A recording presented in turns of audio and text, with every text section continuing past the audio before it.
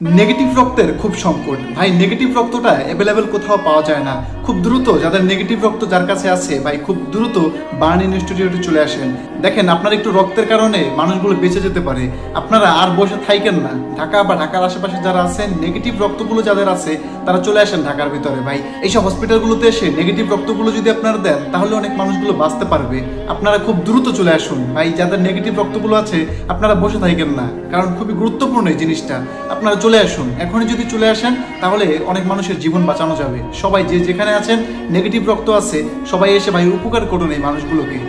ভিডিওটি বেশি বেশি শেয়ার করে দিবেন বেশি বেশি শেয়ার করে দিবেন কারণ নেগেটিভ রক্তের বর্তমানে খুবই প্রয়োজন সব জায়গায় এখন নেগেটিভ